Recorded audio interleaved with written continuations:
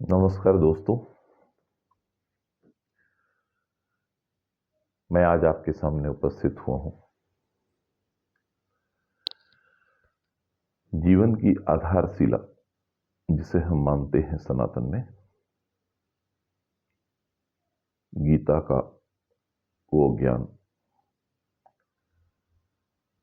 जो भगवान ने महाभारत के युद्ध में अर्जुन को उस वक्त दिया था जब अर्जुन अपने कर्तव्य पथ से विमुख होकर पूरी तरह से विचलित हो रहा था। अर्जुन के मन में शोक, संताप, मोह और इन सब से परे जीवन का त्याग की भावना जब उत्पन्न हुई तब भगवान ने उसे गीता का उपदेश दिया था।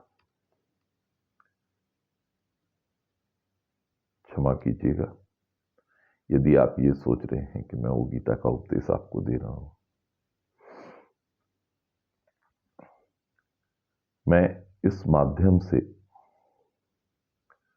आपको कुछ ऐसी कहानियां, कुछ ऐसे मर्म बताने की कोशिश करूंगा, चेष्टा करूंगा, जिसके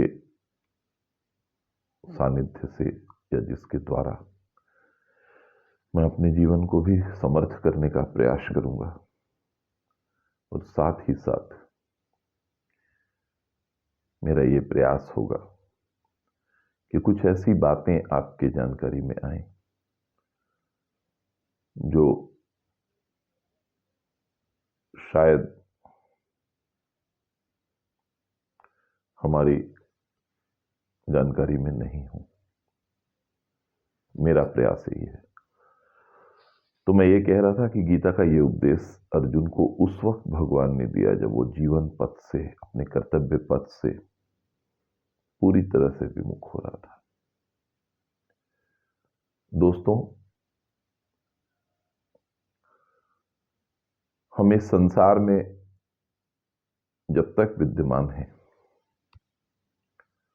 हमारे अंदर ये भावना जीवन के हर उस मोड़ पर आती है जहां पर हमें कुछ अधिक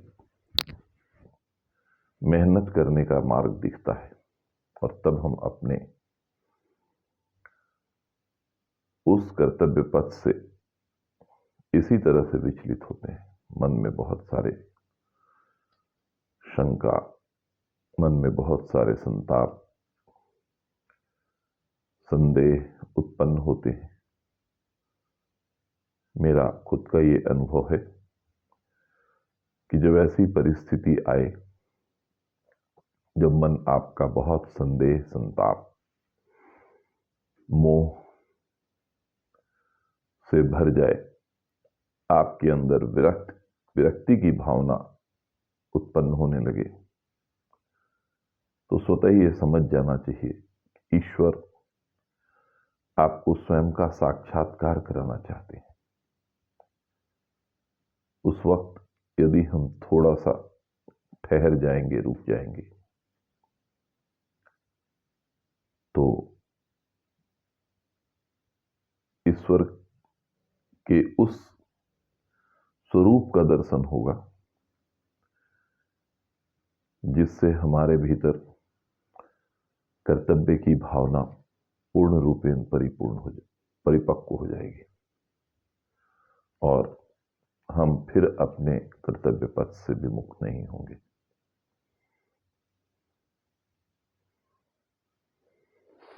गीता का एक महत्वपूर्ण श्लोक है, नैनम छिंदन्ति शस्त्राणि नैनम दहति पावक न चैनम क्लेद्यन्त्यापो न शोष्यति मारुतः। ये गीता का दूसरे अध्याय का 23वां श्लोक है, जिसका अर्थ होता है, भगवान अर्जुन को यही बताते हैं कि इस आत्मा को शस्त्रादि से नहीं काटा जा सकता है, न ही इसे आग से जला सकते हैं और न ही इसे जल से गीला कर सकते हैं। वायु इसे सुखाने का प्रयास भी नहीं कर सकती है, क्योंकि यह आत्मा अछेद्य है, अदाह्य है, अक्लेद्य है, गंदा नहीं हो सकता है और अशोष्य है, क्योंकि यही आत्मा जो है वो नित्य, सर्वव्यापक, अचल, स्थिर रहने वाला और सनातन है। दोस्तों, आजकल इस शब्द का बहुत उपयोग हो रहा है, सनातन।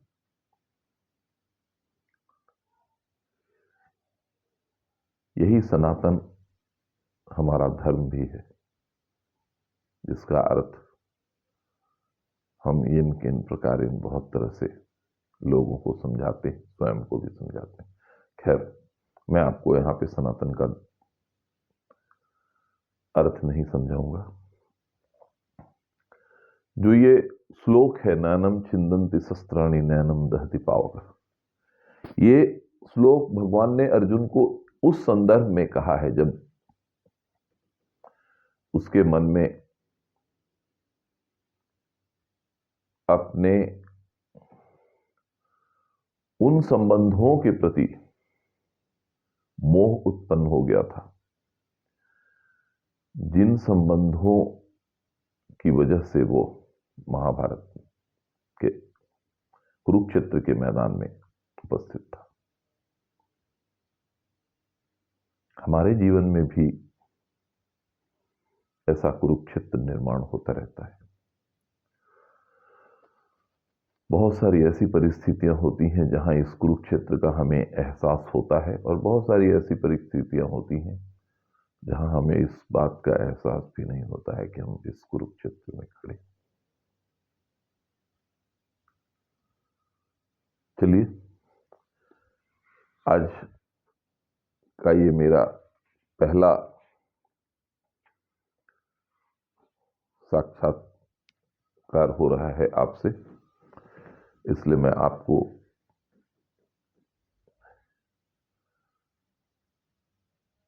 बोरियत की ओर नहीं ले जाऊंगा। मैं आपको कहानियां सुनाऊंगा। हमारे सनातन धर्म में जो सबसे पूजनीय ईश्वर हैं, भगवान हैं,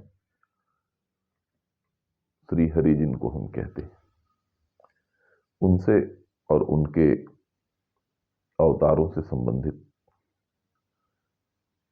मैं कुछ ऐसी कहानियां आपको सुनाऊंगा जो हमें भगवान के अस्तित्व को समझने में सहायता करेंगी। ये उस वक्त की बात है, मैं आपको ये कहानी सुना रहा हूं। ये सब कहानियां हमने गीता से ली हैं। आप जब गीता पढ़ेंगे तो ये सब कहानियां आपको उस गीता में मिलेंगी। तो ये कहानी जो मैं आपको बता रहा हूं, इसमें भगवान के विग्रह की व्याख्या है, या यूं कह सकते हैं कि भगवान ने अपनी स्थिति गीता के माध्यम से स्पष्ट की है। ये उस समय की बात है जब भगवान अपनी शेषनाग सैया पर शयन करते हैं और माता लक्ष्मी उनके चरणों में विराजमान उनका चरण स्पर्श करती हुई उनकी सेवा में लीन है, और उन्हें एहसास होता है कि भगवान निद्रा में है। तो माता ने उनसे पूर्ण आदर के साथ उनकी स्थिति के बारे में प्रश्न किया कि हे भगवान, आप इस संपूर्ण संसार के पालन करता है, जो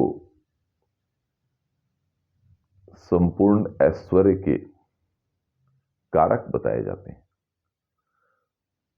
मतलब हम आज इस संसार में जिन भी चीजों को भोग रहे हैं, सुख ऐश्वर्य जो भी भोग रहे हैं, वो सबके कारक भगवान श्री हरि ही है। माता ने यह प्रश्न किया कि आप ऐसा प्रतीत होता है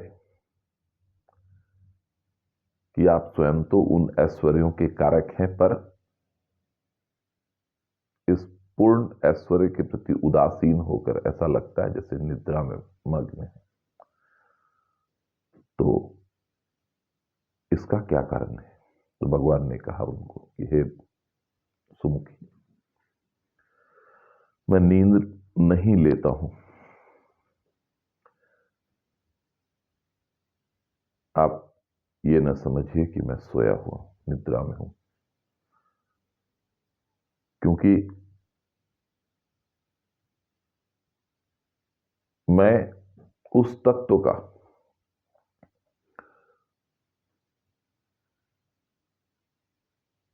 अनुसरण करने वाली, जो मेरा अनुसरण करने वाली तत्व है, उसके अंतर्दृष्टि के द्वारा अपनी ही माहेश्वर तेज, जो मेरा माहेश्वर स्वरूप है, उसके तेज का साक्षात्कार कर रहा हूं। भगवान ने कहा है कि वही तेज है देवी, जिसे कुशाग्र बुद्धि के द्वारा योगी पुरुष अपने अंतःकरण में दर्शन करते हैं। हम कहते हैं ना, भगवान से हमारा साक्षात्कार हो गया। तो भगवान श्री हरि माता लक्ष्मी को यह व्याख्या करते हैं कि मैं उस तेज का अनुसरण कर रहा हूं, या उस तेज से साक्षात्कार कर रहा हूं अपनी अंतर्दृष्टि के द्वारा, जो तेज योगी पुरुष अपनी कुशाग्र बुद्धि से अपने अंदर महसूस करते हैं।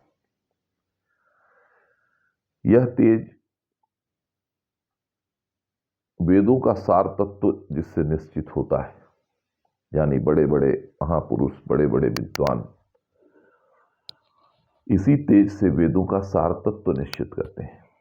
मैं उसी तेज का अनुसरण कर रहा हूं। यह तेज एक अजर प्रकाश स्वरूप, जो आत्मरूप रोग शोक से रहित अखंड आनंद का पुंज है, और वह निरीह और द्वैत रहित है। उनका भगवान कहते हैं कि इस जगत का जीवन उसी के अधीन है, और मैं उसी का अनुभव करता हूं। तो माता पूछती हैं कि बड़े बड़े महात्मा, बड़े बड़े ज्ञानी पुरुषों के आप ध्येय हैं। ध्येय उनको कहा जाता है जिनका हम ध्यान करते हैं। माता कहती हैं, उन्हें बड़ा आश्चर्य होता है। कहती हैं कि संसार के बड़े बड़े ज्ञानी महापुरुषों के आप ध्येय हैं, और उस ध्येय होने के बाद भी कोई ऐसी वस्तु है, कोई उसके अतिरिक्त भी आपके लिए ध्यान करने योग्य कोई तत्व है, जो इस सृष्टि और इस चराचर जगत का पालन और संहार करने वाले हैं, जो सर्व समर्थ हैं, उनसे भिन्न भी कोई ऐसा तत्व है जिसका आप अनुसरण कर सकते हैं? तो बड़ी आश्चर्य की बात है कि उस तत्व की जानकारी मुझे नहीं है। कृपा करके मुझे इस तत्व की जानकारी प्रदान कीजिए। तो भगवान कहते हैं कि ये वही आत्मा का स्वरूप है, जो द्वैत अद्वैत रहित है, जो भाव और अभाव से मुक्त है। ये आत्मा का स्वरूप, जिसे न कभी भाव महसूस होता है, न अभाव महसूस होता है।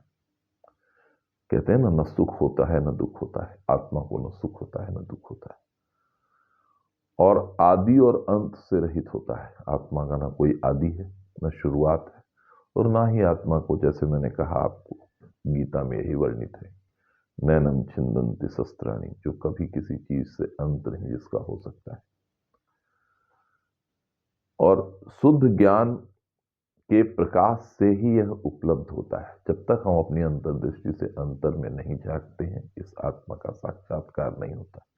और जब आत्मा का साक्षात्कार होता है, तभी हमें परमात्मा का साक्षात्कार होता है। उसके लिए हमें कहीं इधर उधर भटकने की आवश्यकता नहीं है, अपने अंदर दृष्टि में देखने की आवश्यकता है। तो उनका, भगवान का कहना है कि ये शुद्ध ज्ञान के प्रकाश से उपलब्ध होने वाला और परमानंद स्वरूप होने के कारण एकमात्र सुंदर है। यानी यही आत्मा है जो सबसे सुंदर है। इसका ना किसी से कोई तुलना हो सकता है, और सृष्टि में एकमात्र यही एक सुंदर वस्तु है, स्थिति है, जो भी आप समझ सकते हैं वो है। और यही आत्मा का एकत्व सबके जानने योग्य है, ऐसा भगवान कहते हैं। और गीता का शास्त्र, गीता का ज्ञान भी इसी से प्रतिपादन होता है।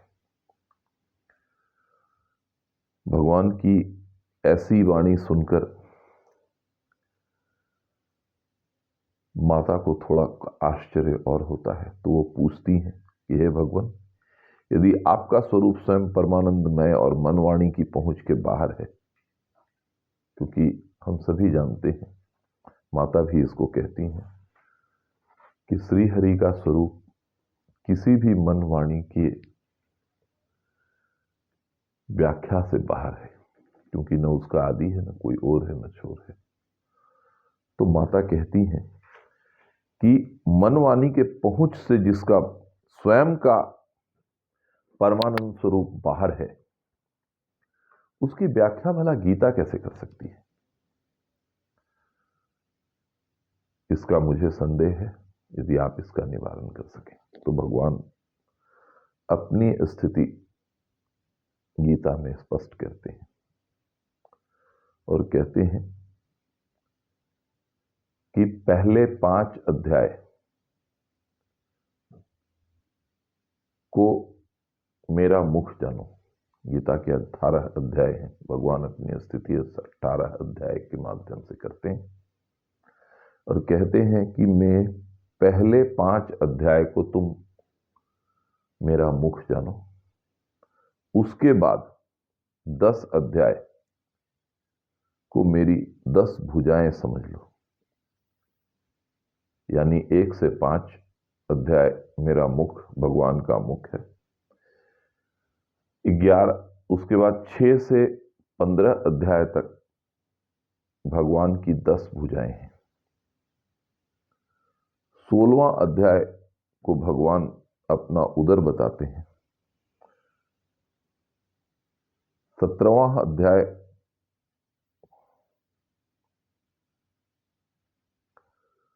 16, 17 ये 2 अध्याय को भगवान अपना 2 चरण कमल बताते हैं,